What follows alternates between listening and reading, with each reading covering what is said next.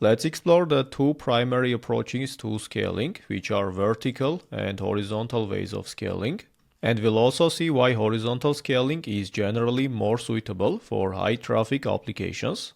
First, we have the vertical scaling, or sometimes it's also called scale up. This just means that we are adding more resources to our existing server, meaning RAM, CPU, or any other resources that might help us to handle more traffic. And this approach is simple and works well for applications that have low or moderate traffic. However, it comes with its limitations, which are firstly resource limits. There is a hard cap on how much you can add to a single server, and eventually you will reach a limit on how much you can upgrade your new server. And the second reason is lack of redundancy, meaning if this server goes down, you don't have any other servers to serve your users, which means that your whole application goes down with your single server. On the other hand, we have horizontal scaling, which is also sometimes called scale out. In case of horizontal scaling, we are just adding more servers to share the load. So instead of having the single server, we might replicate and have 3 of that same server. And now we can share that load between these servers instead of handling all of them in a single server. Generally, this is more suitable for large-scale applications as it comes with higher fault tolerance.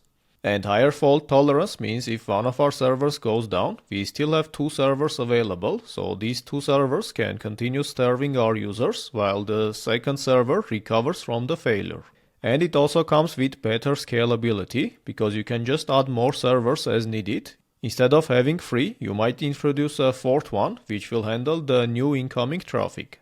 But how do we implement the horizontal scaling? In case of a single server, we know that all of our client requests went to the single server, whether it's from mobile app or from the desktop. But what if now we have 3 servers to handle all the load? How do we distribute the client requests? Let's say our mobile app makes a request. How do we know where this request should go? Whether it should go to the server 1 or server 2 or to server 3? And seems like we need to have something in the middle which will direct the traffic to the appropriate servers.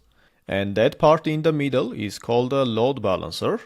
We use load balancers to distribute the traffic across multiple servers. For example, here we have 3 servers, server 1, 2 and 3. Whenever we have a new request from the clients, the load balancer decides where we have the least load and then it redirects the traffic to that server. And it also controls the fault tolerance, meaning if one of our server goes down, like the server 3, it will stop sending traffic to the third server since it's not available anymore, and it will send all of the traffic to server 2 and 1 until the server 3 is available again. And it also can make our app more scalable because we can introduce a new 4th server and any other servers that we want, and this load balancer will ensure that all of the traffic is distributed evenly. So that's the 2 main approaches of scaling, which are vertical and horizontal ways of scaling. In case of vertical scaling, we are just adding more resources to our same server, but in case of horizontal scaling, we are adding more users to our server base. And then we use a load balancer which distributes the traffic across multiple servers.